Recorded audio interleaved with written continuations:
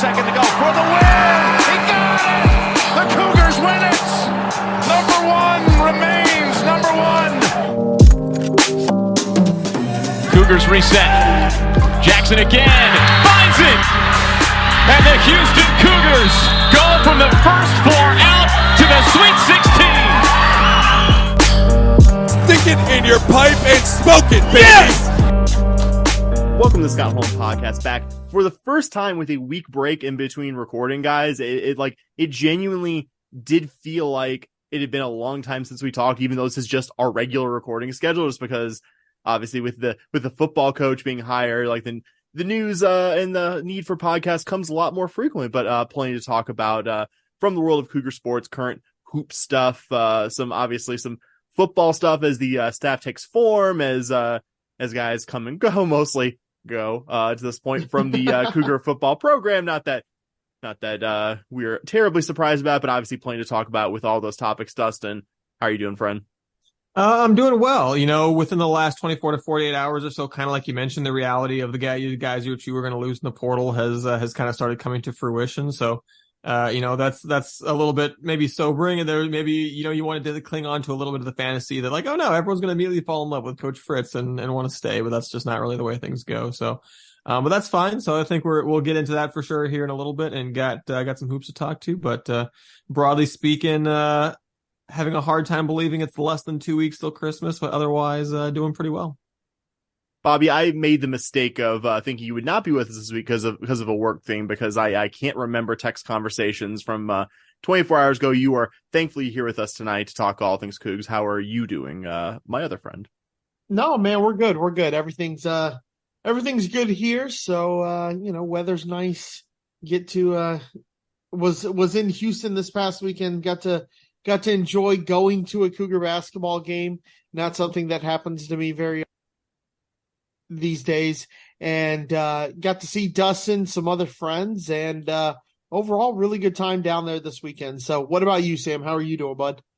It is impossible to dress right now where I live, because I leave home and it's 35 degrees, and then I leave work and it's like high 60s, and like my car, I need to roll down the windows because like it's a little stuffy in my car. Like, so I'm experiencing everything that you guys are there, just with like 60% less humidity. So I'm doing good though. I'm doing good. Like Dustin said, I think the reality of what UH football faces with the coaching change, really what any program now in 2023 faces when a coaching change is happening. But I think still no lack of optimism there on my side. Got to mention, of course, housekeeping at the top, mention our friends at the 1012 Network at TN12 Network. I'm pretty much any social media platform you could find out there.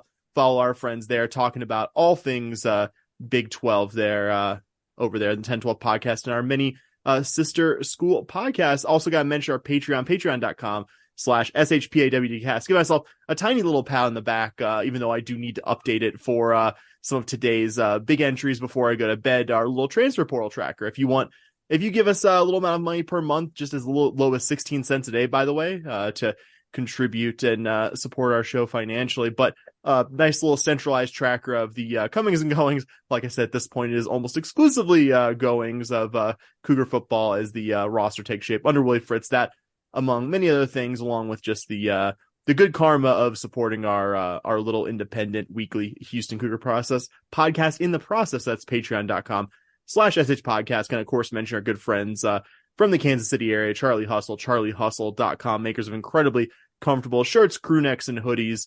charliehustle.com. If I didn't say so, I'm sure I did, but just incredibly comfortable, really cool Cougar designs. Really, even if you're one of the, and I know it's a non-zero number of you out there, non-Cougar fans out there who listen to the show, just check in on what we're doing. Maybe a little schadenfreude of our little temporary football setbacks, or intel on the players that you think your program will be getting from this program. There's a good chance that Charlie Hustle has a fantastic collection for you as well. But speaking to you Cougar fans, it's a great collection of vintage Cougar wearables.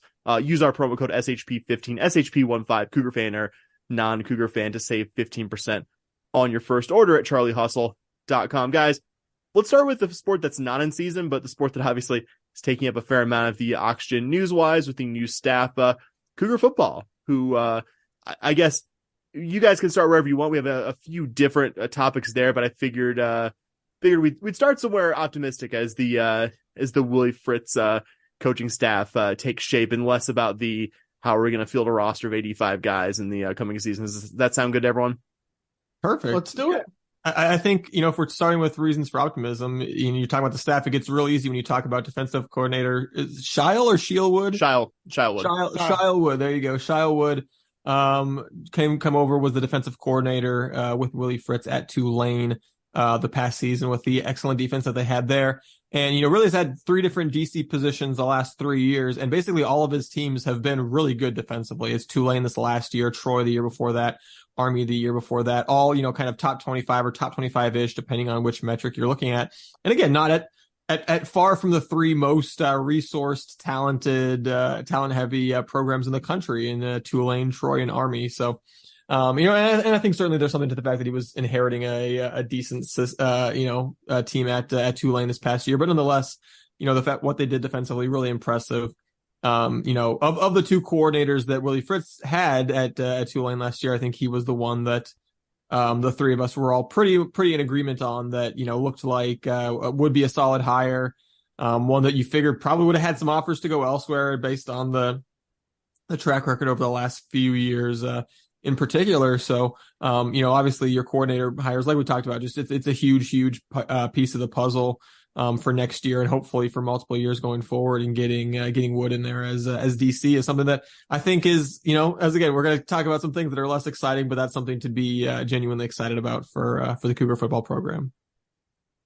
Yeah, I'm super excited about Shielwood coming on board. You look at the SP Plus ratings, and like an idiot, I didn't write them down, but the last couple of years he's fielded some really good defenses. And, we talk a lot about the Tulane offense and how good it looked, with hiring Willie Fritz, but we may have underrated their defense a little bit. They've had one of the top flight defenses in the country that's really taken Tulane to the next level and has really been the anchor of those teams the last couple of years. So super excited to bring him in. And like you said, he probably, if we are being honest, he probably had a couple of offers that he could have gone somewhere else and taken, but not a huge surprise to see him kind of following Fritz, taking this as his P5 job to kind of get started. And if he does well here, hopefully we see him as a head coach somewhere else, because it means he did a really, really, really good job as the Houston Cougars defensive coordinator.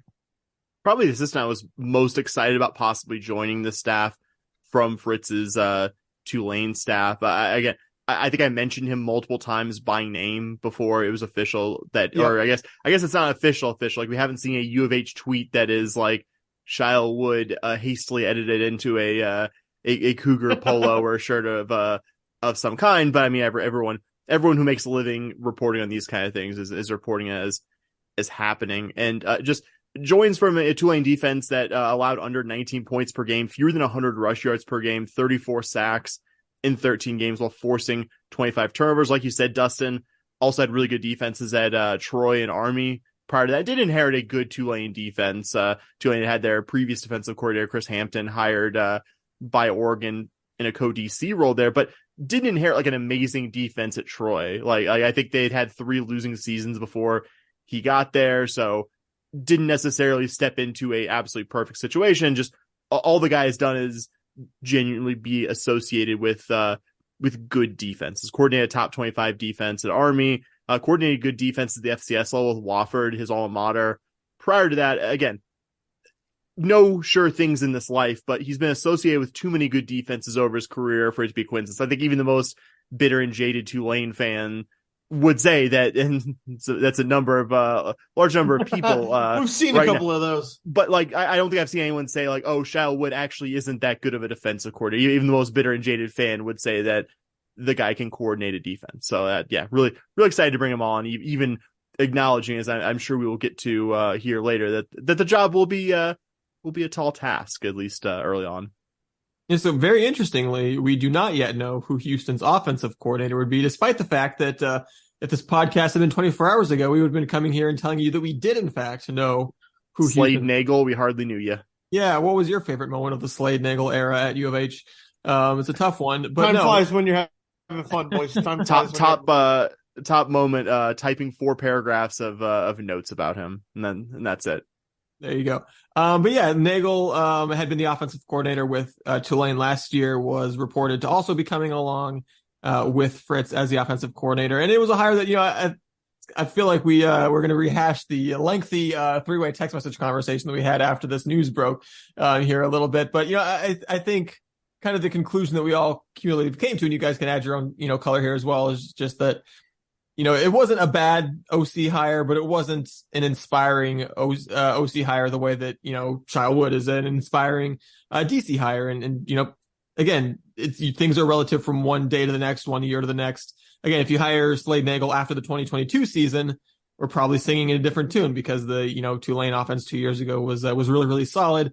But definitely took a step back this past year, despite having a Michael Pratt back. Was a team that did very poorly in the red zone, and much to the ire of some of the Tulane faithful. So, maybe it's a little bit oversimplistic, but this is one of the things we were kind of half joking, half serious about, is just like, well, Childwood passes is his old team sad to see him go test in a way that it felt like Slade Nagel did not. So that, doesn't always work. That doesn't mean that Slade Nagel wouldn't have been a good OC here, won't be a good OC wherever he ends up next year.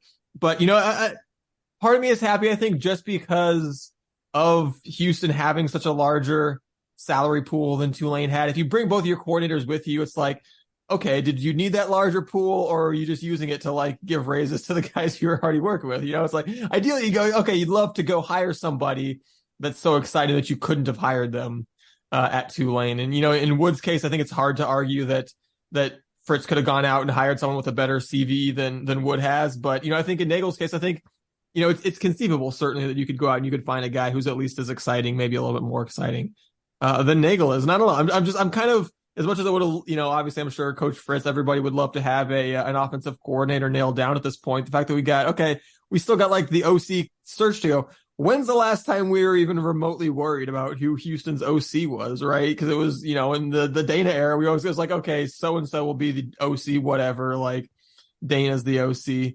And we just kind of assumed it was Nagel, which I think was part of the disappointment too.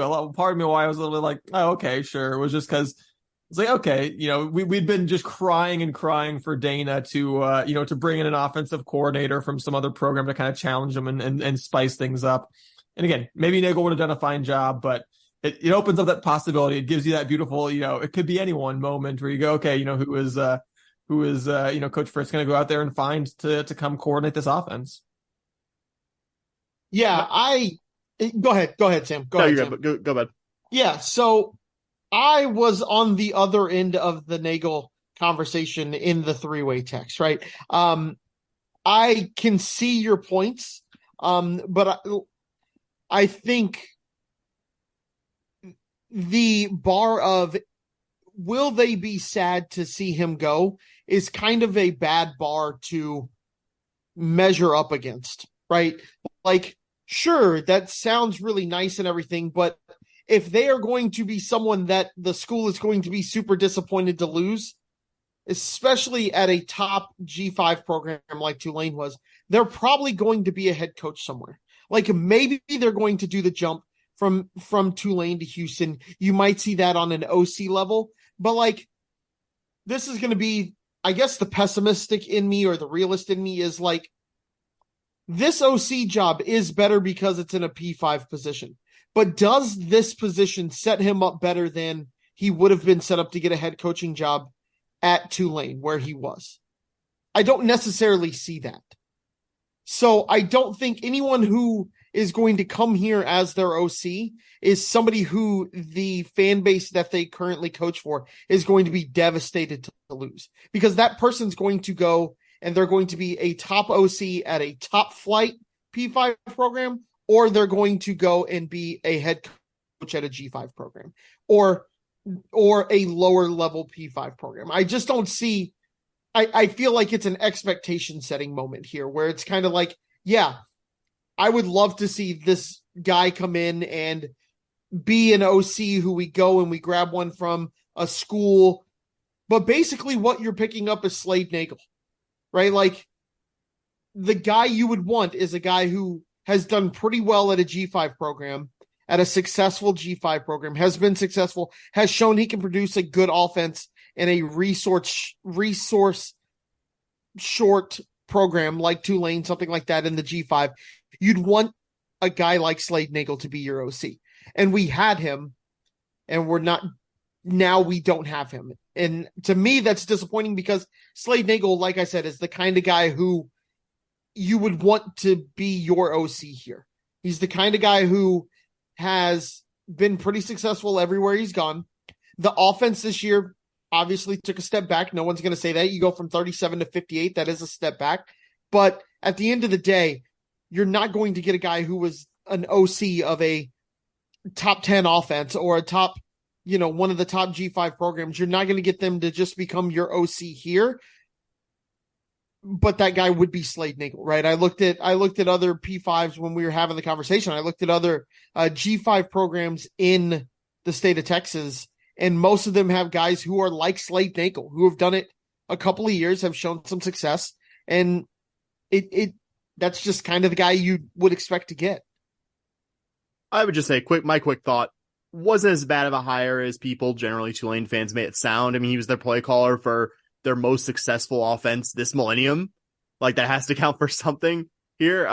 They lost a number of key guys to graduation / the pros in between last year and this past season. And I don't think Tulane's the kind of place where it's easy to reload. I think he got the brunt of the blame for that regression. I think there was some red zone stuff this year that I don't feel like that would happen over the course of the rest of his career. I feel like there was some stuff some balls that just didn't bounce his way there. Like, I don't feel like the red zone problems that Tulane has are going to be something that just follows him the rest of his career. I feel like that was just probably some this season specific weirdness, but also, I mean, it's not a throwing hire considering the guy has 2 years as a play caller at any level. This isn't like, oh, he was a lower level OC. I mean, he's been a position coach most of his career until last year. And granted, last year was a really good offense that he called, but I feel like you could still get someone with more coordinator experience. I feel like you get someone with a slightly, I agree, Bobby. I think the difference between Slade Nagel's resume and like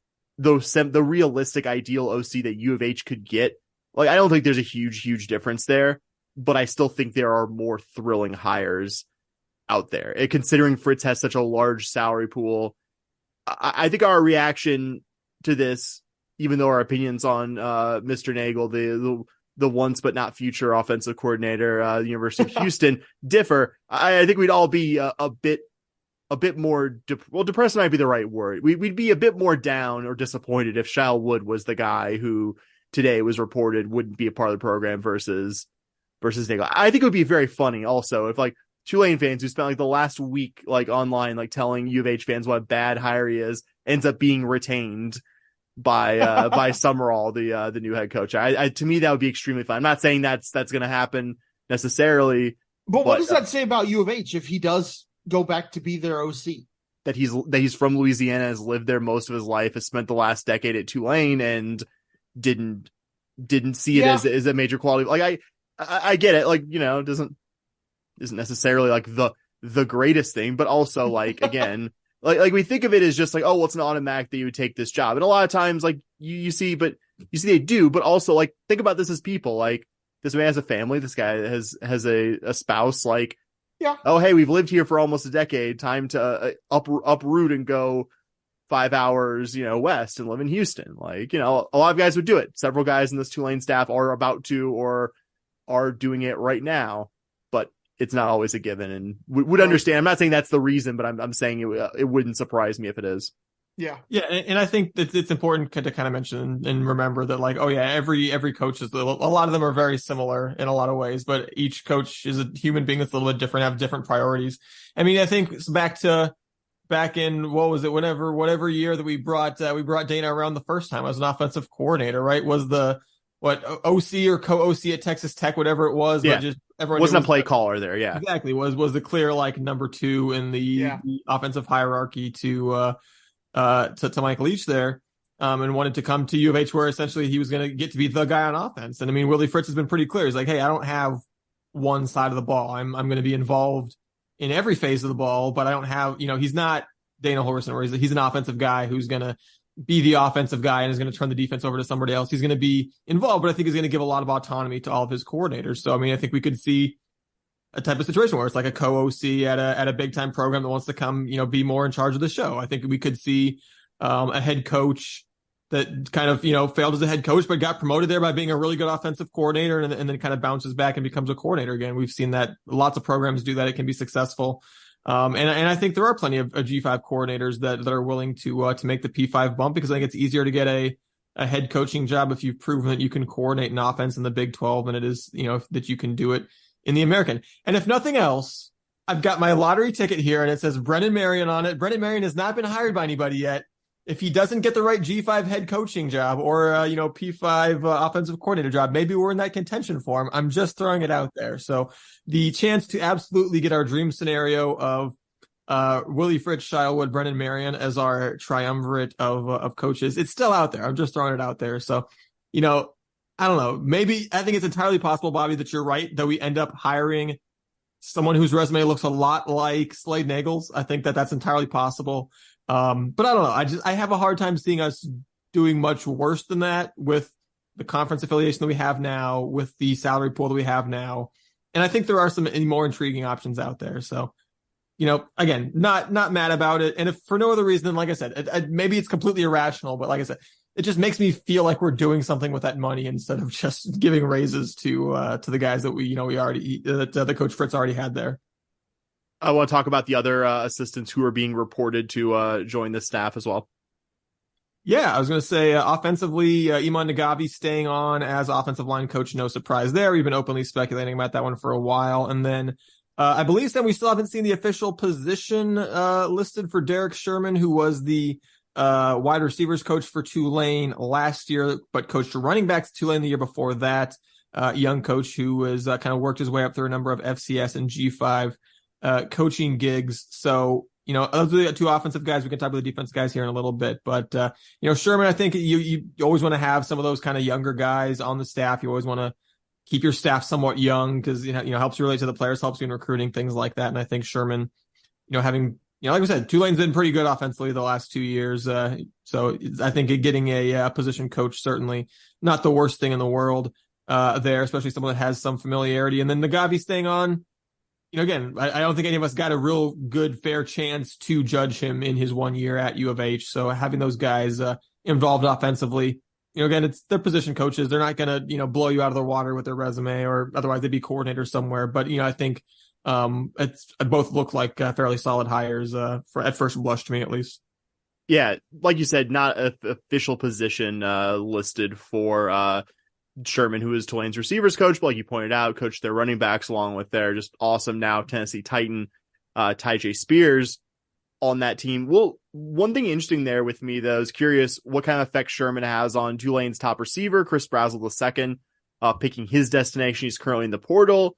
So we're going to get to U of H might need some help with that specific position group. Also, Brazzell's dad played for Willie Fritz at Central Missouri. So really hoping that combination of factors leads to Chris Brazzell being in Cougar red and white this fall. Going to mention also one of the defensive assistants that is hired to be part of Shia Wood's defense there. Gerald Chapman will be the new defensive line coach, is on Tulane's staff this past season, was briefly actually on the 2022 staff before getting a bump in pay to go coach Colorado's defensive line, was actually the interim DC for part of that season as well, was on LSU staff as an analyst in 2021.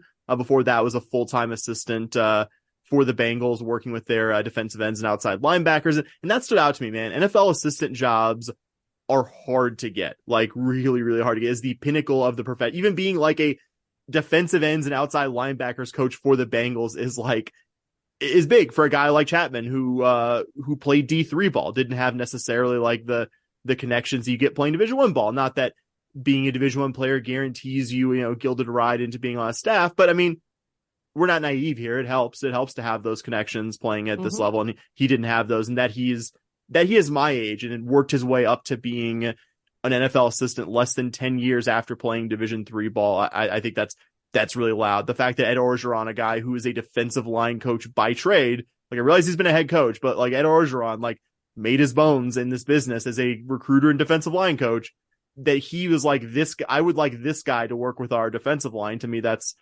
pretty high praise. And I think a couple other guys. James Ross also was on Cincy staff last year as their outside linebackers coach, was on Tulane staff as an analyst this year. I think came over with Fritz right after he took the job. Will be coaching inside linebackers for the Cougs. I believe they announced a DB's coach today. Did they not, guys? Yeah, Josh Christian Young, I believe. That's right. That's right. Yep.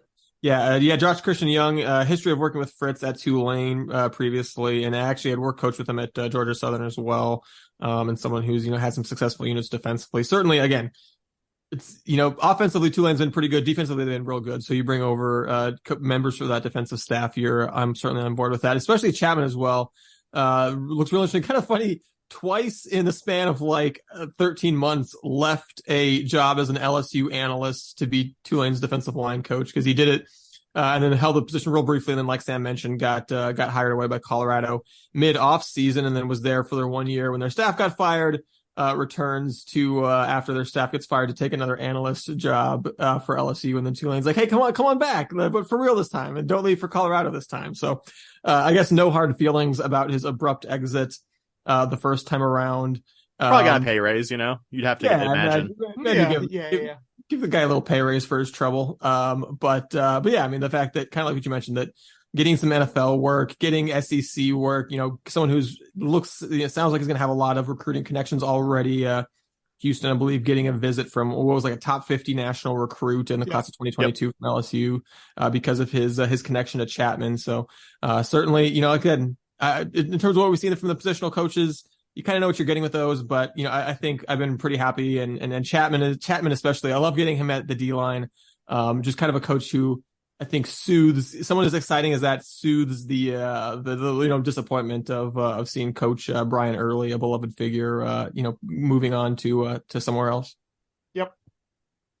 Yeah, I was gonna say with Early, worth a mention here, somebody who I think it takes a lot. It says a lot about Brian Early that for as low as this staff's favorability rating was among the Cougar fan base for the past 5 years, I think you would struggle to find anyone who had a bad word to say fan-wise or any association with the program about Brian Early, the job he did developing defensive linemen here, how he honestly represented himself better than I think anyone else in that program. And I think he will have a lot of fans in this Cougar program wherever he ends up. And I don't want U of H making mandates of a coach like Willie Fritz. You have to retain this coach. You have to do that. You brought this guy in to build a program because that's what he's done over 30 years as a head coach, is build programs at places that haven't necessarily won a lot. So you don't want to put that restriction on him. But I think obviously wish we were in a reality, as much as we like the new defensive line coach, where Brian Early could still somehow be involved with Cougar football, but I'm sure he won't be out of work for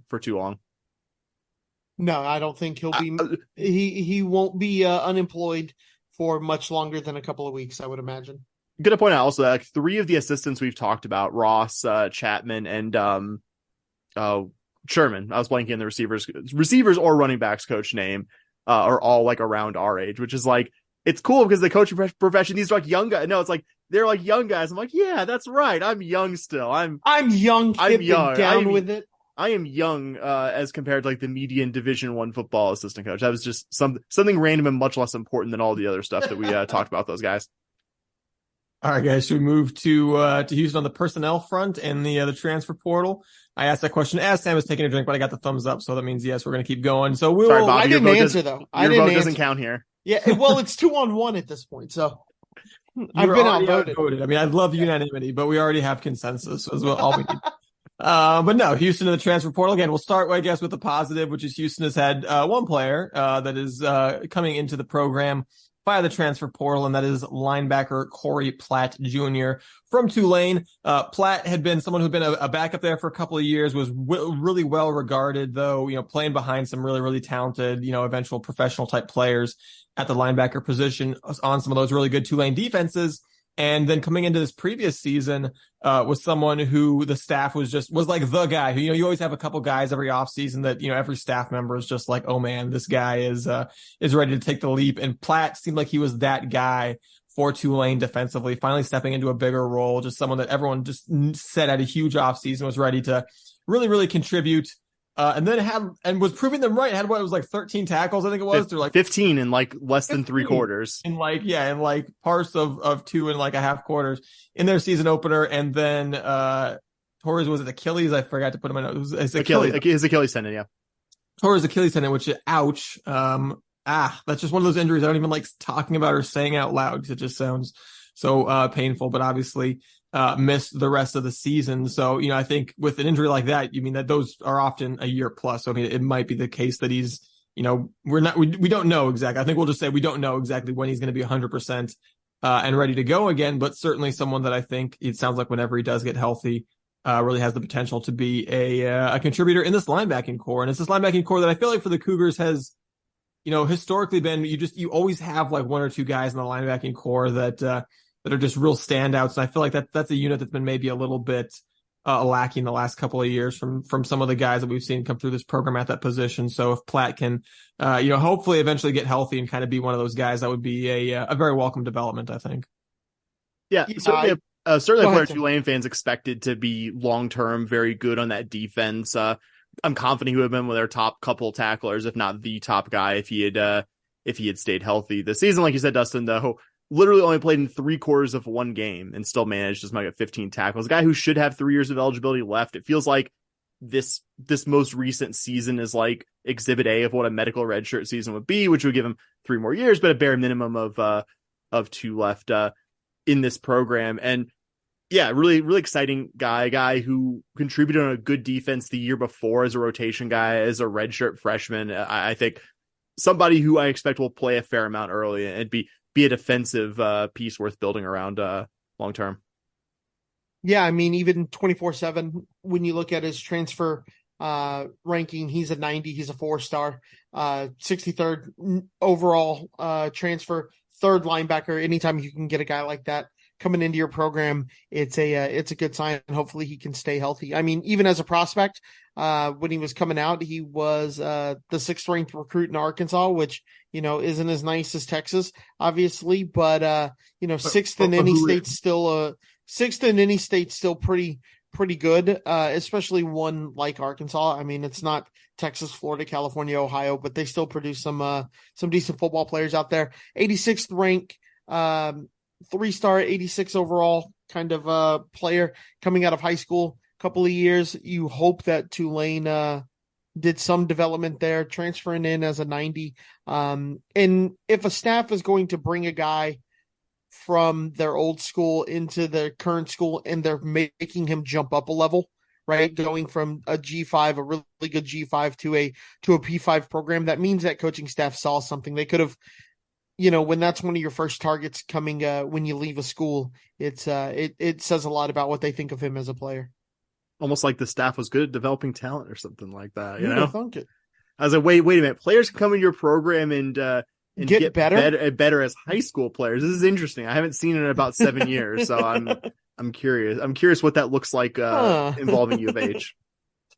Unfortunately, some players, as we mentioned, though, moving in the opposite direction, and really just in the last few hours, Houston getting some shots on the defensive line, particular, not really surprising, I guess, with the news that Brian Early was not going to be retained, that you would see some defections on the defensive line, specifically, starters Jamari Caldwell and Chidozie Nwanko in the portal. Those are the big names. And then Justin Benton, kind of a promising freshman that'll play a little bit this year, also in the portal. So, those 3, again, we kind of talked about making a list before the portal really opened of guys that we we're going to be sad if they did leave Caldwell, Nwanko. I mean, I think Ben was kind of an edge case. I don't remember if we had him on there or not, but all 3 of those guys, 2 for really, having shown that they were good players via performance, and 1, I think, for the long-term potential, are guys that, you would have loved to see stick around, but, that it is what it is. And just again, kind of like we talked about up front, indicates that, the staff is in many ways going to be building from scratch going into next year. And I think when you lose, Caldwell, Nwanko, already expecting to lose Caesar, I believe, to the NFL draft, and then Agwebu, he's declared, yeah, and then Agwebu running out of eligibility. So that's kind of your whole defensive line, pretty much, leaving out the door with one of your, freshmen that might have been able to step up into a bigger role, leaving with them. So definitely, we talked about how much we like Chapman as the D-line coach, but he's gonna have a lot of newcomers, you would imagine, to try to put together that line next year. Yeah, the trenches look like they may get a little ugly next year, offensive line and defensive line with transfers and graduations and things like that. And we know games are won up there, so it's going to be interesting to see what the staff can do in terms of bringing some people in. It definitely feels like something where the staff is going to get settled, everything's going to settle in, and then we're going to start seeing some transfers in. Right now, it can be a little scary because we expected to lose some players, right? You were hoping that, even though you lose early, you do expect some of those guys to still transfer out. But you were hoping you could kind of bring in a new coach and he could kind of sell them a little bit on the vision. But that kind of just shows the influence that Coach Early had on the guys and how important the guys thought he was. Not saying that Chapman isn't gonna do the same with guys he brings in, but first week and a half of the portal, it's a little scary right now because you're seeing more leave than you're seeing coming in. But I have full confidence that we're going to see some guys finally start to come in. It's just the reality in college football when you make this kind of coaching change. Like you're like, even teams that are well resourced and don't have any kind of like coaching change, you still see like a starter from like Florida State, and it's just like Florida State just like barely missed it. How are they losing like Oklahoma? Like losing start programs that you don't think would lose incumbent starting. A&M just lost a lot of guys. Well, yeah, A&M had but A&M also had a coaching change there. Right. That's what I'm saying is like you can expect to see it. It doesn't matter the program you're in. You can expect to see that. So sorry, bud. Yeah, UH certainly no exception there. And yeah, especially with the position coach, a very well liked, I think one that had as good of a track record as any in the last 5 years under the previous staff here. Like you're gonna lose guys from that group. It sucks. Like, I think we'd all very much prefer Cougar football next year to go with Chidozie Nwanko and Jamari Caldwell, like starting in the middle, the interior line. Justin Benton, I think a guy who's going to be real good there long term. I think, and again with Caldwell and Benton are both guys not from Texas, which like, I'm not saying local guy because I mean Matthew Gold and Tyler Johnson, who we're going to probably talk about, are local kids who are leaving. So it's not exclusively out-of-state guys, but I mean you look at the pitch if you're a kid from Georgia and in Benton's case, and you're coming to Houston, like if your staff and position coach that recruited you there aren't there, like, and you have the one free transfer, like, yeah, sorry, like you're probably going to lose guys like that, and it sucks. It sucks, but it doesn't suck. And I'm not trying to tie these guys to necessarily the bad performance of Dana Holgorsen, but like losing these key guys doesn't suck more than the idea of Dana Holgorsen coaching like one more game with Houston Cougar football. It's just it's not because of those guys. It's just an unfortunate unintended consequence of that move. Yep. Well, and I think importantly, when you talk about versus Dana Holgorsen, like you can't even really compare those two because I don't think there is an alternate reality where like all these guys come back. We talked about we saw Dana saying, just looking extremely defeated, towards the end of the year. Talk to 60 guys next week. I gotta, yeah, exactly. I gotta try to re-recruit 60 guys. And it's like, yeah, that was not the face and the demeanor and the voice of a coach that expected to keep 55 of those, of those 60 guys like back next year, right? Like that just, so, again, who's to say maybe Caldwell and or Nwanko and or, Benton comes back if Dana Holgorsen and Brian Early are still here, who knows? But maybe they're leaving anyways. Yeah, it's entirely possible we lose some of these guys anyway. And you mentioned Matthew Golden, Sam, and Tyler Johnson on the offense as well. And yeah, just definitely disappointing for Johnson. Just because he was all right this year. It wasn't like great, but just as we mentioned in the previous episode, he was unless Tank Jenkins gets his extra year of eligibility and stays and doesn't enter the portal himself. Tyler Johnson was your one guy coming back that had ever started more than one game for you on the offensive line. And now you don't even have that. As we mentioned, talking about the reset on the defensive line, you mentioned, Bobby, it's resetting on both lines, really. So that's definitely scary. Losing Golden, definitely disappointing. Someone who had the big freshman year. I think we were maybe expecting him more to be of, kind of like the guy receiving this year, where he's ended up being the third guy after Sam Brown. And Joseph Manjack certainly, proved to have a lot of value as a returner as well. But, nonetheless, even if I think maybe receiving wise, he didn't have the year that we were all hoping for, but still someone that I think we all recognize was an immensely talented individual. who we, just wanted to have back in this program. So, and as someone who, like you said, Sam, is a local guy as well. So, you always like recruiting those local studs and keeping them around. So, definitely, a bit disappointing. If he's the only receiver that leaves, I think, I'll be able to swallow that a little bit. And certainly if we get, Tulane's guy coming in, Brazel, I think that'll be, make me get over the Golden thing real quickly as well. But, like I said, Golden leaving definitely disappointing. And then, with Johnson, you combine that with the rest of the guys running out of eligibility on the line and just the near complete reset we're seeing on both lines. And that is definitely like I said, one of those things that kind of sobers you up in terms of what we might be dealing with, in terms of year one with this program. Yeah, just you got to make sure that, with Matthew Golden case, you said that maybe he didn't have the year that we kind of wanted and expected him to. I would push back a little bit on that. If you kind of watch a little bit of tape, he was definitely the guy that was focused on a lot, and that freed up some of the other guys. Now, top flight receivers just get stuff done and they still make plays even when they are game planned for. So, but I would definitely rather go into 2024 with Matthew Golden on my roster than not having Matthew Golden on my roster. So, that's the, every year you kind of bring in a name and you maybe lose a name. That one's the name this year where you're kind of like, oh man, that's kind of your name that you see, and he's going to go to another P5 program, and he's going to, hopefully for his sake, do well there. And he's not going to go to a school like Vanderbilt or a lower P5 program. He's going to go and he's going to play at a school that you see competing for championships. I believe he's that kind of talent. Knowing where he's like, oh, like the various crystal ball people are, oh, well, I think he's going to the school in Austin. Yeah, hopefully not a team I see competing for lots of championships, but I think he's gonna be a difference maker wherever he ends up. Missed multiple games, injured in each of the last 2 seasons. Maybe didn't have the sophomore season that entirely lived up to the hype, but it's also a guy who probably played a lot more than your average receiver played his first 2 years of college. Like, I think a slightly disappointing sophomore season is in no way any kind of indicator that he can't eventually be a very, very good college receiver. Yeah, hurts to lose a guy who's shown you what Golden has shown you these past 2 seasons, but we'll say until we're blue in the face. I think we'd like to keep all the promising players in this roster, and it hurts specifically to lose a guy like Golden. It hurts to lose Tyler Johnson, just given that you just don't have very much in terms of proven return experience in the offensive line. But again, small cost in the grand scheme of things for making the coaching change that I think was much needed with this program. All right, guys, we're ready to talk about some actual in-season sports here. Oh my goodness, we actually are playing sports. Let's do it, boys. Yes.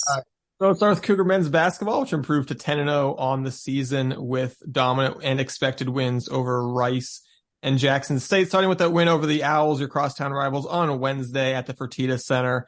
The Cougars, were really in control of this one from the word go, as we expected, and dominated this games in all the way that we thought they were going to. They were plus 10 in turnovers, plus 14 in rebounds, just dominated points in the paint, dominated second chance points, dominated, points off of turnovers, just kind of all the things, all the ways that you expect Houston to beat up on lesser teams. We saw exactly that, held Rice's leading scorer, Travis Evie, to 1 of 12 shooting from the field. So, solid win for Houston. The only nit you could really pick, I think, is that, Houston's offense in the first half was a little bit, hot and cold. But other than that, it's everything. The dominant win that we expected, not going to get too upset at a 36-point win over your rivals, even if your rivals aren't real good. So, we kind of knew this wasn't going to be a real test for the Cougars. And, fortunately it played out that way.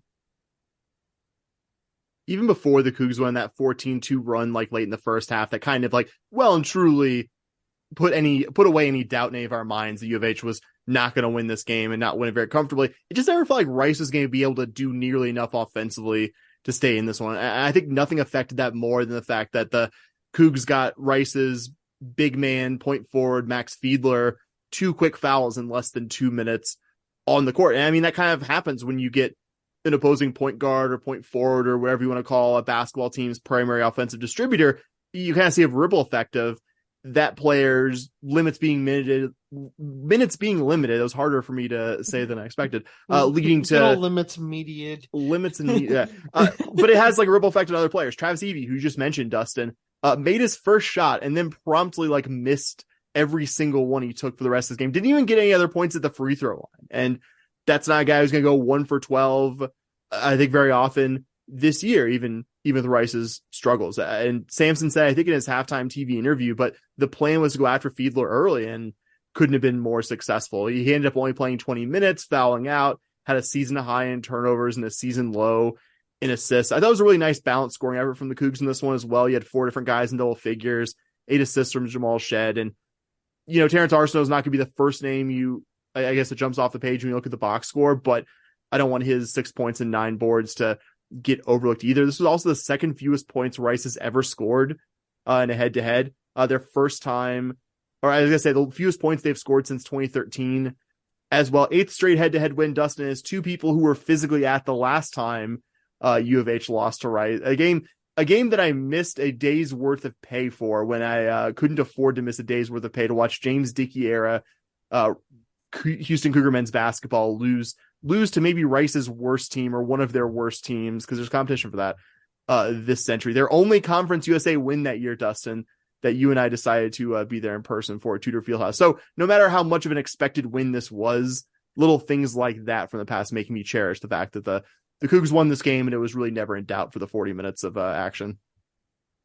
Yeah, again, me talking third makes everything you guys say just like, yeah, y'all nailed that. But I do want to say this may be the most wrong I've ever been about a basketball game. We were talking, and one of the members of the podcast, I won't say which one, said that they took the under on this game of 140. Wasn't it like 140? Yeah, I think that 142 co-host and a half. got it at 142 and a half. And I said, yeah, that sounds about right. And Dustin was 1/3 of the people in this conversation. And he goes, yeah, I don't see Rice scoring enough to get there. And I said, yeah, I could see this game being like 75-60 with like, most of those points scoring like late. They go on a little like 10-2 run against our backups. And then I had a personal thing I was doing it, and I checked the score like as I'm walking out of this personal event, and I was like, holy moly, I nailed our score. But I have never been this wrong. I was like, yeah, Rice, we'll be up 21-22 and they'll close late. They didn't. That is not what happened at all. We were talking about how they had some like decent offensive players like Evie and Makai, is it Mason and Makai Mason, and Fiedler. But man, they just did not look like it. But I mean, yeah, the last thing I was going to say about this, Rice had played 4 other teams that were at least 73 or better in Ken Palm this year. Texas scored 64 against Texas, scored 88 against Indiana State, 56 against New Mexico, scored 68 against the mighty UC Irvine Anteaters. 39. That is a dramatic change from even Rice's offensive output, even playing some other pretty good teams. So like I said, you only gain so much from just beating up on bad teams, but that doesn't mean it's not fun to beat up on bad teams, especially when the question is, your biggest rival. You can barely pick a nit. You can barely pick a nit from this game, which again, you don't learn that much from this, but like beating them by almost doubling them up and holding them to under 40 points. I would say regardless of the opponent, is pretty good. Pretty good. Houston's other game from this past week stayed a little bit close, a little bit longer.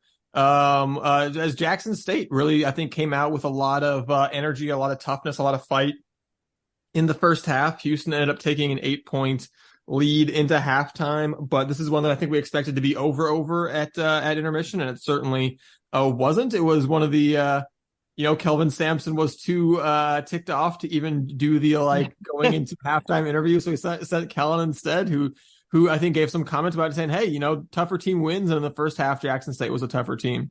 Maybe kind of disproved his own theory because Houston was still winning by 8 points at that point. But regardless, I think it was a true statement that, hey, that Jackson State came out swinging in a way that Houston didn't really maybe expect them to or respond to in the best way.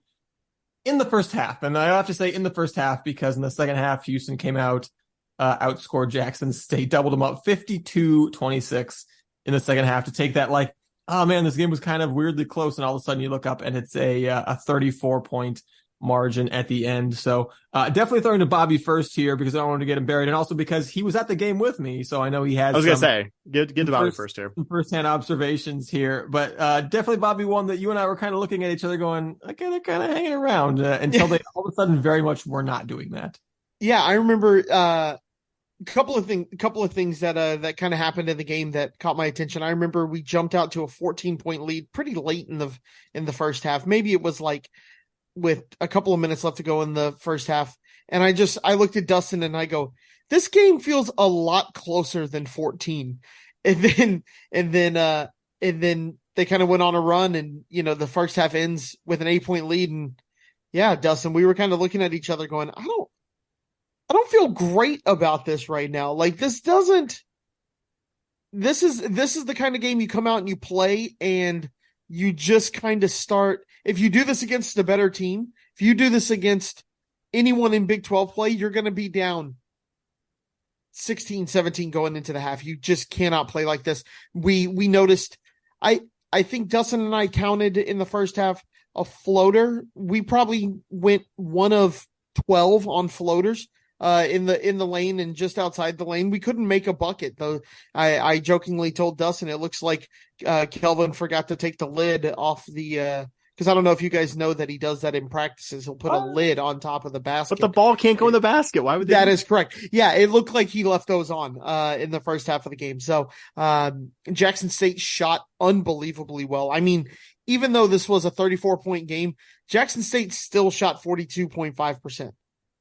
You can't let better teams shoot 42% from the field. Big thing here was turnovers in the game.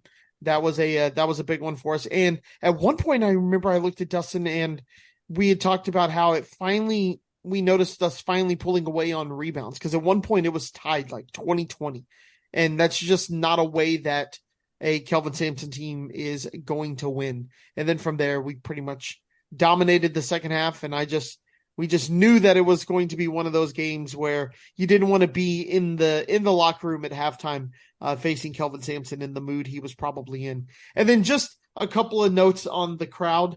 Crowd didn't fill in as much as I kind of thought it would, but Dustin raised a really good point that it seems that maybe a lot of resellers were buying our tickets and saving them for conference play when they can make a little bit of money on them. Because you look at the secondary market, but the tickets for the Kansas game were just ridiculous. But all that being said, super fun being in Fertitta Center. The thing that blows my mind every time I walk in there is I'm like, this was Hoffheinz.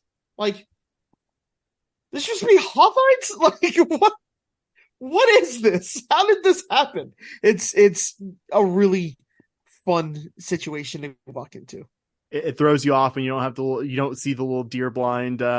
I'm using heaviest quotes, luxury boxes. Or the complete circle snack bar, the concession stands that were complete circles, and you were like, where do I go? Like, yeah, no, it's like, but yeah, that's always the big thing when I walk into Fertitta Center is I'm always just like, one, we play here, and two, like, this isn't a new building. This is Hoffheinz. Like, what happened? The weird thing about Jackson State and the fact that they did pretty well offensively throughout this one, I wouldn't go so far as to say they got into a rhythm. I mean, because they turned the ball over a bunch throughout, I think that kept them from making a more serious effort of competing in this game. But the weird thing was their offensive success was not coming from their super high scoring guard. Ken Evans Jr. came in averaging over 20 per game, had some of his biggest games this year against Jackson State's tougher non-conference opponents, but finished the day only with 6 points, season high in turnovers, was ejected late in the second half when he picked up his second technical foul. Really, it was Colty Young and Jordan O'Neal who were giving the Cougs the most problems. O'Neal on the boards as well. You guys were talking about the Cougars. Really wasn't a typical rebounding performance in that first half. It really did look like they were pulling away. And then Jackson State went on a 10-0 run, and it was just like very frustrating. It felt like the Cougars were never going to be able to pull away. It reminded me a lot, even though I think this game was more close than the Jackson State game, of the South Florida game last year at the Fertitta Center, where just like we eventually won that game. And I think they made it a lot closer than Jackson State did, but it just never felt like the Cougars. It felt like anytime the Cougars were right on the cusp of pulling away, just the opponent landed a counterpunch. And thankfully, they did not land anything close to a counterpunch in that second half. I believe that was the most points that any Jackson State opponent has scored in a half against them this year. It was really cool to see Emmanuel Sharp take over the game in the second half as well. I think we all have seen the guy flash things. We know he's a talented scorer. I mean, my first impression of him was just like, man, this guy is fearless for a freshman in his first game last year, but I don't think we ever saw him really take over a game like this one. And I think we saw that this is a different Sharp. This is a player who now, after a second full offseason in this program, has developed into the level of scorer who can take over a game. And he wasn't that guy last year, even against lesser competition. And I think he is that guy now. Also, really good effort from LJ Cryer in the first half when the rest of, like, the non-LJ Cryer Cougars were 7 of 24 from the field. Like, if LJ Cryer doesn't have a good first half, we might have gone into the half trailing to Jackson State.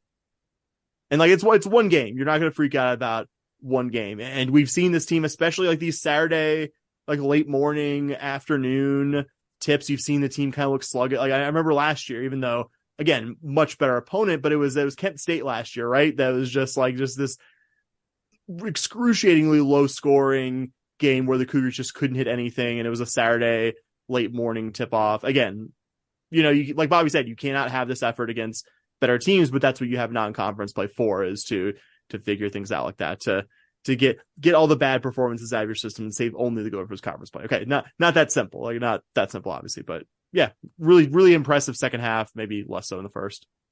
No, I think what's funny is, I actually happen to be, I watched a pretty decent amount of Jackson State beating Missouri just because I happened to be around. There wasn't a lot else on. And I was like, oh, we're playing them. Let's see if they're going to keep this close. And then they basically did, exactly what they did in the first half against Houston, but they just kept doing it throughout the entire game. They just, they never really let Missouri pull away. They just kept hanging around and annoying them. And, the difference is, I feel like maybe we haven't hammered this home as much as we have in previous years under Kelvin Sampson, but even though we do talk about it a lot, rebounds and turnovers, man, rebounds and turnovers. The reason why Missouri lost that game and Houston ended up winning by 34 points? It's because Missouri did not have the edges and rebounds and turnovers that Houston had over Jackson State. Houston was plus 11 in turnovers, plus 19 in points off of turnovers. And we talked about Houston struggling rebounding. This made me laugh because I was like, I had to look up the numbers. As we were talking about this is Houston struggling rebounding wise. And part of this is because we're talking about them struggling in the first half, and these are going to be full game numbers here. But this is Houston struggling on the boards. When Jackson State missed a shot, Houston grabbed essentially 3/4 of the misses, which is a little bit above average compared to, I think the national average is about 30% offensive rebounds. So Houston was a little bit above average defensively. When Houston missed a shot, Houston grabbed 24 of their misses. Jackson State only grabbed 17. When you grab 7 more of your own misses than the other team grabs, that is a ludicrously dominant offensive rebounding performance, which is why second chance points were pretty decidedly in Houston's favor there as well on this one. So, that's one of those things that just kind of helps make you, again, I hesitate to say upset proof because every team is going to get upset now and then. But it makes those upsets a lot less likely and a lot harder. It doesn't, it takes a lot more than just kind of the other team having a better shooting day than you, the other team kind of coming out a little bit feistier than you. If at the end of the game, you're going to end up having sizable advantages in turnovers and rebounds.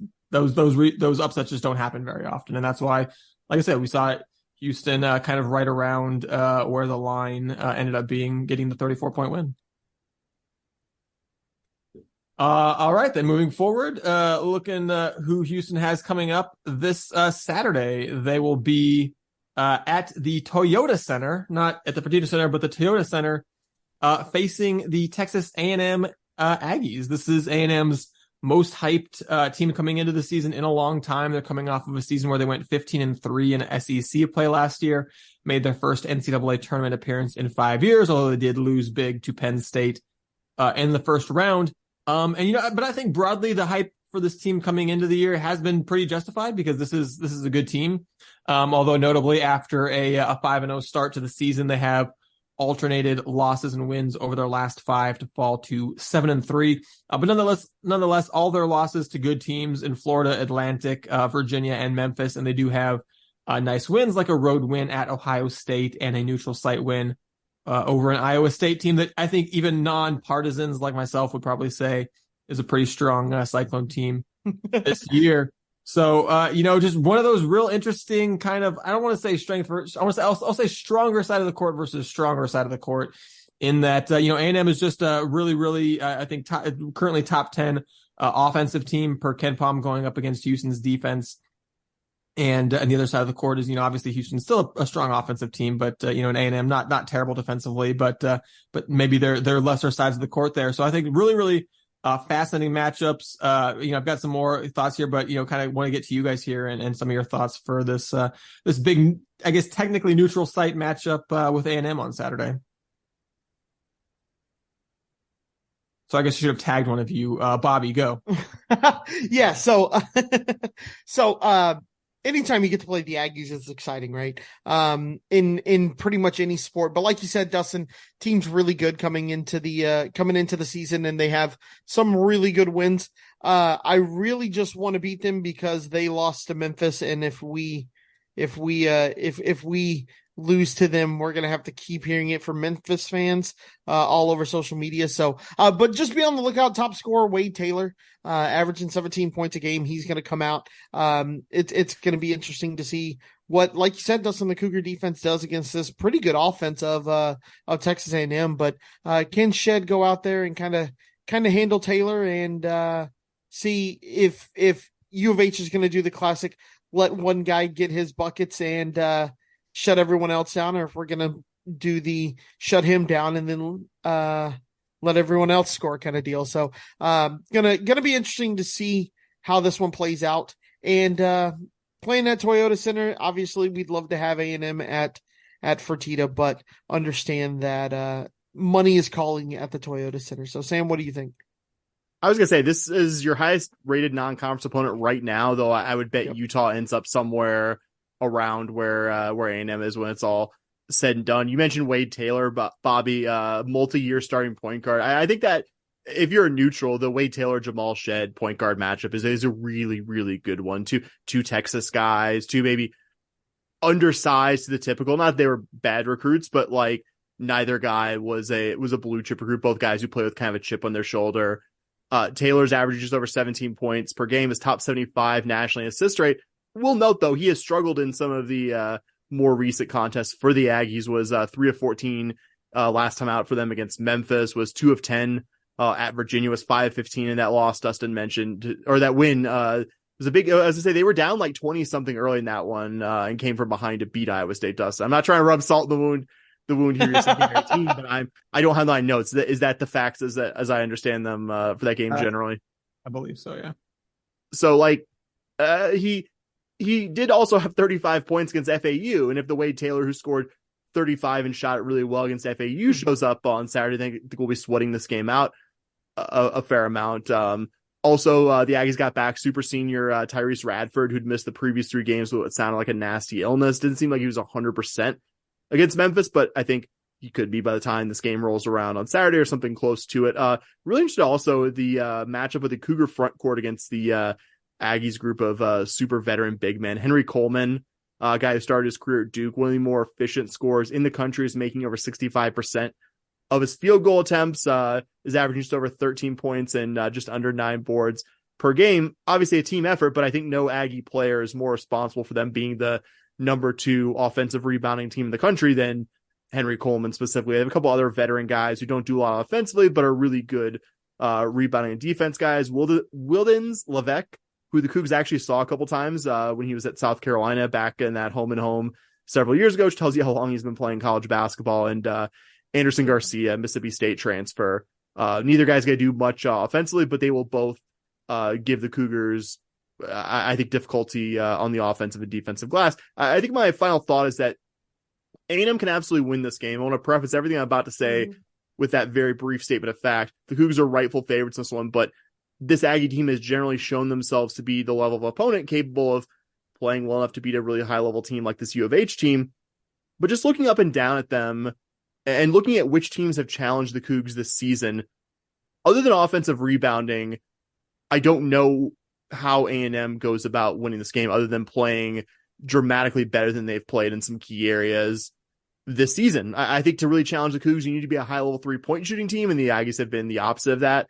They've been good at scoring inside the arc, but has it been good enough to seriously do business against a Cougar team that's been really good defending inside the arc? They also haven't been an excellent defensive team so far. I think they'll have to do a whole lot better than their season average of giving up about 37% on three-pointers against a team that has LJ Cryer and Emmanuel Sharp. If this team was good at drawing fouls and getting to the free throw line, it'd worry me a lot more, but by any metric, they have not been. And this was a team that needed a 12-2 run late to not lose by a considerably worse margin to Memphis. Maybe that motivates the Aggies to come out with a red ass against the Cougars, against a Cougar team that has a small number next to its name. Like you see what we saw with Xavier. We see teams really play up to the Cougars at times, but just, I think looking at this head-to-head quantifiably, I think A&M's going to have to play way better than its season average in a number of key areas to win this game. Maybe they do. That's the great or awful thing about sports, depending on the team you're rooting for being the one that's overachieving versus the one that's underachieving. But I think that's why the Cougars will rightfully be a pretty decent sized favorite. That's why I expect the Cougars to win, but wouldn't be floored if they lose it, because A&M is a quite good team.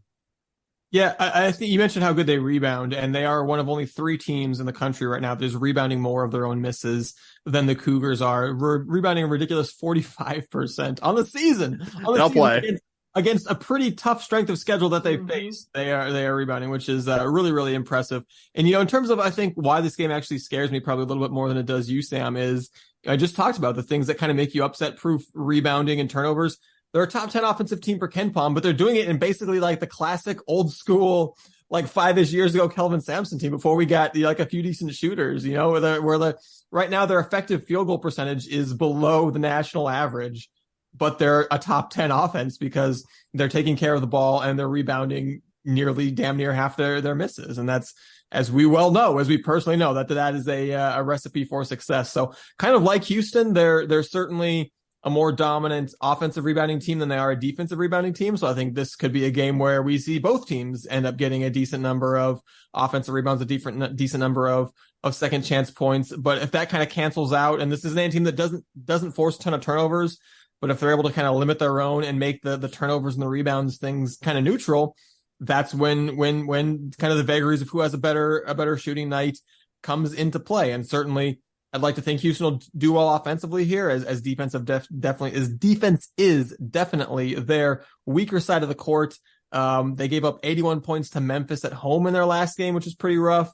They've only held one of their last 7 opponents to under 1 point per possession. The Cougars, by comparison, have held every opponent they faced this year to under 1 point per possession.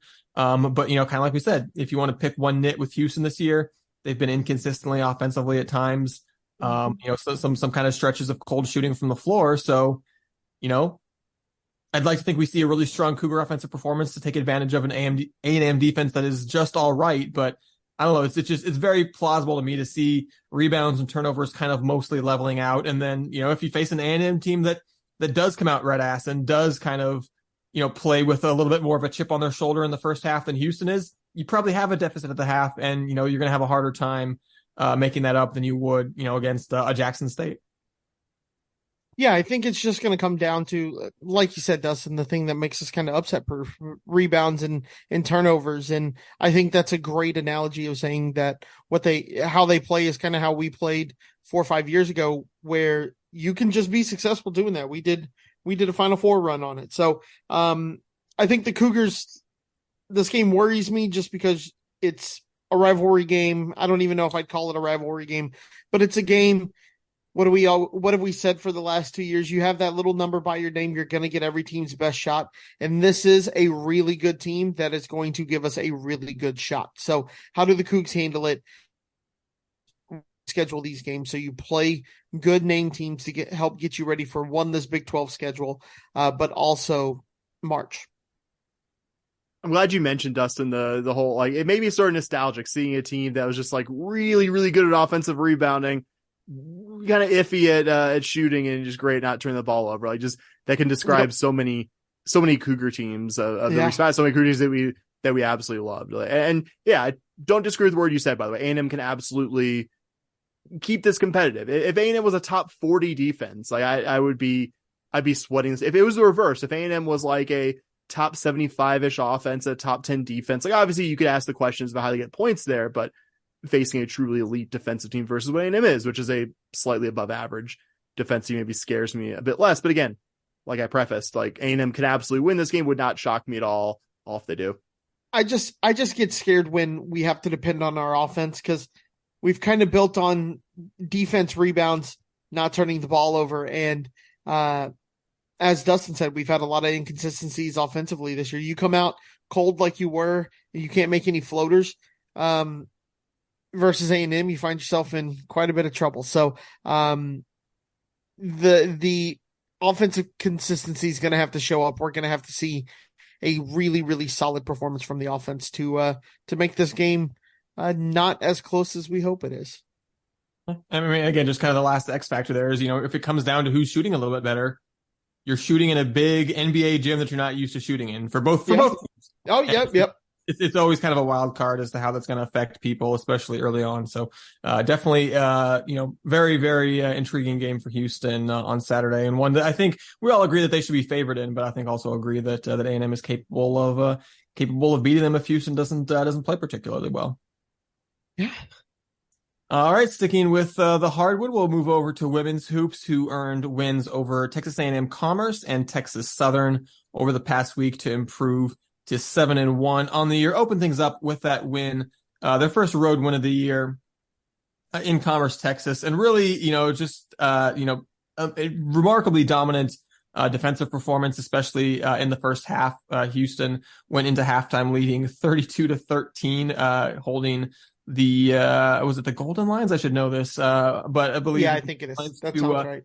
To just 8 points in the first quarter, 5 in the second quarter. Cougs ended up winning 86-53 with fully 5 different players in double figures scoring in this one for the Cougs. So, like I said, we kind of knew this was a team that probably wasn't good enough to beat Houston, even with this being Houston's first road game of the year. But nonetheless, you always like seeing your team come out and just put any remaining doubt about the outcome of the game to bed before we even get to halftime.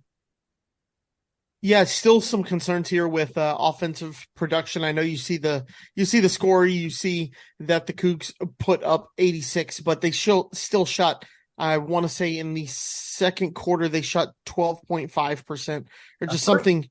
13.04, Bobby, come on. Give them their 0.5%. Yeah. So 23 from the floor in the second quarter. Not great.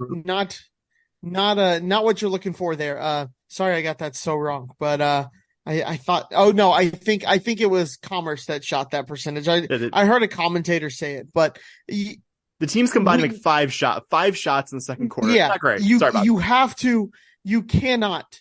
We said going into this year, even against bad teams, I wanted to see higher percentage shooting than that, and 34.4% versus Commerce we're starting to see that trend down, right? We had against bad teams, we were seeing offensive production still up there, still looking good, shooting a high percentage, shooting in the 40%.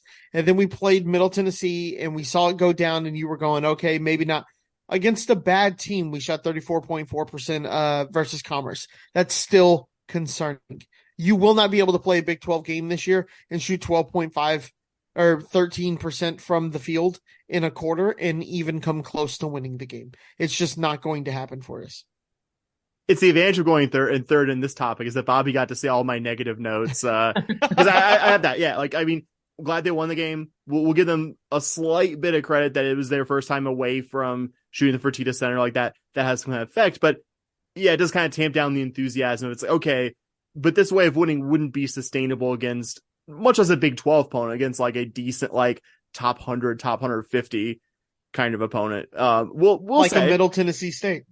Exactly. We'll say what I did like, something I think independent of opponent that the Cougars did well in this one and in the TSU game that we'll be talking about here in a little bit, is that the Cougs shot really well from the charity stripe. They were 19 of 25 for this game, and that's something this team could do independent of opponent that could really help down the road. But obviously it concerns me the Cougs shot this poorly, and I think it's fair to ask, like Bobby did, like I have, whether the team, some of the things they did in this game to win this, getting a metric ton of offensive rebounds, getting to the free throw line a bunch. Can you replicate that against a better opponent? Like, I think your one game sample size answer to that question is no. Thankfully, you'll have more chances to prove that, but you didn't the one time against a good opponent, which kind of tamps down my enthusiasm, but still happy they got the road win and with a minimal amount of drama. And the Cougs did keep things going this morning, actually, with an 11 a.m. Tuesday tip-off. So weird. Well, apparently it makes sense. It's the elementary school game, yeah. So a bunch of. I ended up seeing it. It's still weird to get the notification that a game started at 11 o'clock. You're like, what? But the Cougs hosted their third ward neighbors, Texas Southern.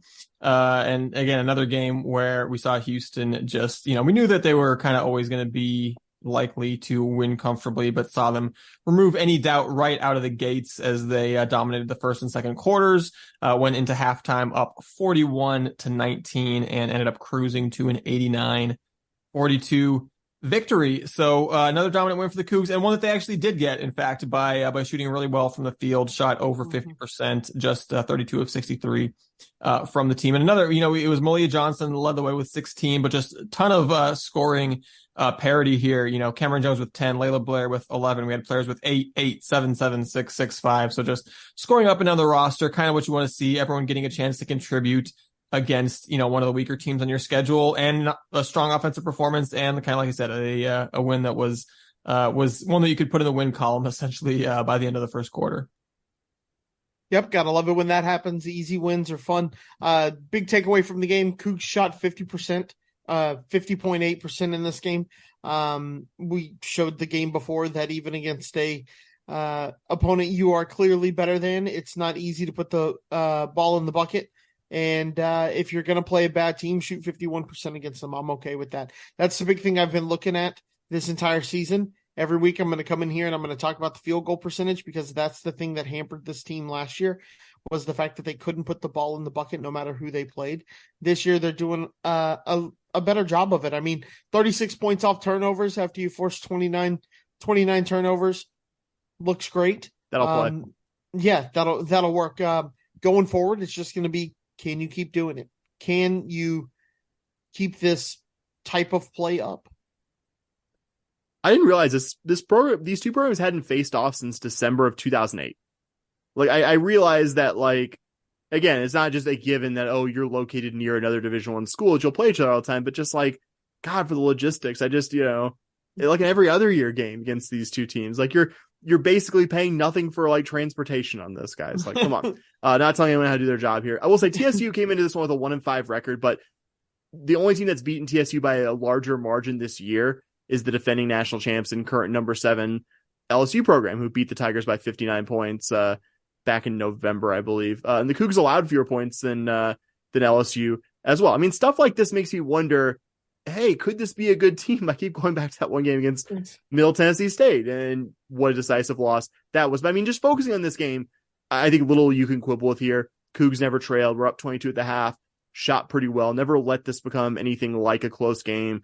Did well shooting the free throw line again. Another nice game from Malia Johnson. 46 bench points is pretty cool, including that awesome performance from Johnson. Shooting your free throws well. Again, something that could help with this team figures out the other stuff. How to get there, gets better opponents, and how to shoot better generally. But not a win that you can pick any nits about, I think.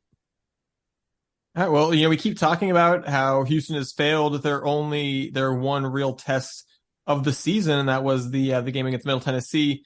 The good news is, going forward, Houston has got 2 more tests coming this week, starting on Thursday evening when they'll be in San Antonio for a road game against the UTSA Roadrunners, who were out to a 5-3 start to the season.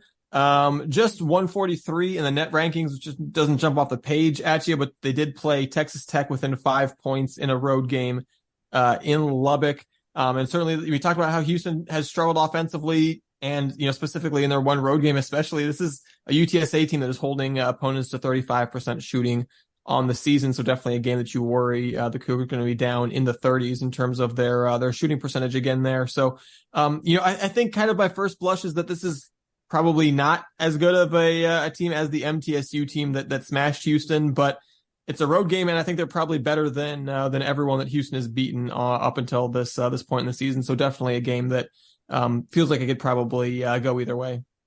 And it's a good test of whether the Cougars have figured things out offensively as well. The Roadrunners against Division I opponents this year have been good defensively. I think their win over UTEP, I think they scored like 90 and went over UTEP a couple Sundays ago. They've been off for finals since the early part of this month, but have been generally kind of a team that's won via low scoring. So the challenge of going on the road. I mean, there's a team that took you to overtime last year. So yeah, if the Cougars can win this one convincingly, I'm not going to like completely reassess all of my priors about this team, but I feel good about that. You went on the road and beat a team that's better than any of the other teams you beat this year if you can manage it. Yeah, I think if you go on the road and you show some life on offense, it makes me believe that maybe we can do something like you said, Dustin. They are a pretty good defensive team. So if you can go out and show at least decent offensive performance and come away with a win, it doesn't completely reset from pre-Middle Tennessee State ideas, but it does make you go, maybe that game was a fluke or something like that. So not that this game is, if we win this game and we put up a decent amount of points, that I'm going to be like, all right, book us for the Final Four. But it's definitely going to be one of those like, okay, we can be a little bit more positive going forward. Yeah, and then the even bigger test for Houston comes on, I believe Sunday. Sunday evening at 4:00 Central Time, when they will be facing Washington State up in scenic Pullman, Washington. There, and this Cougar team certainly looks like the toughest team that Houston will face in non-conference this year. They're off to a 10-2 start. They're 28 in the current net rankings. Both of their losses to pretty solid teams. In terms of good wins, they blew out a solid Maryland team by 20. They beat an excellent Gonzaga team in overtime. And, looking back to last year when these two teams faced each other in the Fertitta Center, they got a 7-point win over the Cougars in that one as well. So, like I said, definitely looks like your toughest test of non-conference. But, I like it. I'm excited that this week is going to kind of tell us, I think, what our expectations should be going into the Big 12. If we see Houston win in San Antonio and then, at least play competitively in Pullman, I think all of a sudden you go, okay, like you said, maybe not, you're like, book us for the Final Four or even the NCAA tournament, but at least at that point you go, okay, this looks like a team that's going to, handle itself relatively well in the Big 12. But, if these two games kind of go in a different direction than that, I think that kind of would be a pretty strong sign, combined with the MTSU game, that Big 12 play is going to be fairly ugly for Houston. Yeah, Washington State number 28 in the net. So you do have to look out for this game. If the Cougs show up, look good against Washington State, then it's going to be a lot of good things going forward. A win against Washington State would give us a ton of hope and a ton of excitement going into the future. This is probably the biggest game of the season to this point, and maybe one of the biggest ones of the season. I know there are plenty of good teams in the Big 12, but this feels like a game that if you want to make the tournament, you got to kind of come away with a win. It's going to help your net ranking. It's going to help any other rankings that you can think of. You can maybe drop one in Big 12 play that is a little close. I'd really like to see a win here. I'm not expecting one, but it would be, to even keep it close, would be a very exciting turn of events for the Cougs. I just want the Cougs to keep it close. Like that's just my expect. Do demonstrably better than you did against Middle Tennessee State. Like, I think last year's game, it was kind of painful because the Cougars never let Wazzu run away with it at the Fertitta Center, but like, as last year's team often did, just had a quarter where they went completely cold offensively and just had to basically spend the rest of the game climbing uphill against a good opponent. We'll single out one player on Wazzu, Bella Murray Katete, really good center, fifth-year player, is going to test the Cougs. We saw a few games ago, not to keep bringing up this game, but the Cougs really struggled with Middle Tennessee, who had a very good veteran center. Can you do better in this one? Cougs with a U have made their bones by being a really good defensive team this year. They're blocking almost 6 shots per game and are good at forcing turnovers as well. Weirdly, they haven't been as good defending the three as you would expect from a team that by all other metrics is a really high-end defensive team, though that hasn't been UofH's strong suit in recent games as well. Yeah, it's a 10-2 team at their place. I'm keeping my expectations realistic, but I just want to see this team compete more than they did last time out against a quality opponent. And just for reference, Middle Tennessee is currently 57th in the net ranking. So Middle Tennessee is one of the teams that if you hope to make this the NCAA tournament, that's a team that you're going to be on the bubble against. A win versus Washington State makes that go away. Not that I'm expecting it, like you guys said, but if you can sneak away with a win there, that's really going to help the net ranking and your resume going into March. So. All right. Well, I think that is the end of the road for us on this episode. Oh, did I miss something? Sam, really quick. Shout out to Kenna Sauer. Now, just recently, former Cougar volleyball player. She's exhausted her eligibility. She got selected the 18th pick, which is the third round in the expansion draft of the new pro volleyball league that's coming this spring for the Grand Rapids Rise. She was actually taking 3 picks. I told you this factoid, Dustin. I did not tell you this, Bobby. Was taking 3 picks behind Stanford's unreal outside hitter Kendall Kipp, which should tell you even though Kenneth Sauer isn't 6'5" and playing for Stanford, is still someone who people who coach volleyball regard very highly. Another U of H connection with the Grand Rapids Rise as well, guys. One Bill Walton, former longtime Cougar volleyball coach.